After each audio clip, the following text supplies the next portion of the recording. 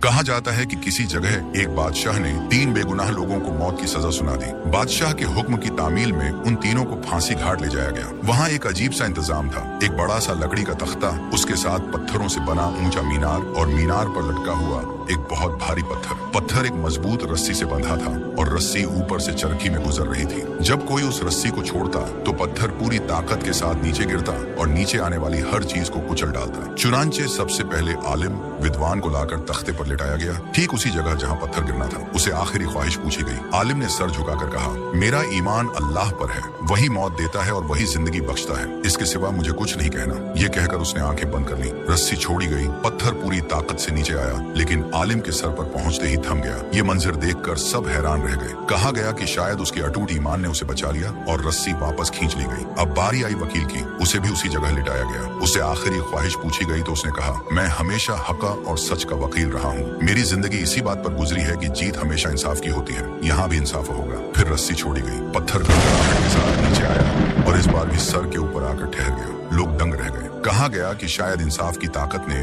उसकी जान बचा ली और वकील भी सुरक्षित उतर आया। आखिर में बारी आई फिलोसफर की, उसे भी मौत के तख्ते पर लिटाया गया और आखिरी ख्वाहिश पूछी गई। वो मुस्कुराया और बोला, न आलिम को उसका खुदा बचा पाया, न वकील को उसका इंसाफ। दरअसल मैंने ध्यान से देखा है, रस्सी पर ऊपर एक गांठ है, वही चरखी को अटकाती है, जिसकी वजह से पत्थर पूरा नीचे नहीं गिरता। अगर वो गांठ खोल दी जाए तो पत्थर जरूर गिरेगा। लोगों ने गौर से रस्सी देखी, वाकई वहाँ एक गांठ थी। उन्होंने गांठ खोली, रस्सी छोड़ दी और पत्थर पूरी शिद्दत के साथ नीचे गिरा। फलसफे का सर कुचल कर रख दिया। इब्रत, कभी कभी बहुत कुछ जानते हुए भी चुप रहना ज्यादा अक्लमंदी और हिकमत में शुमार होता है।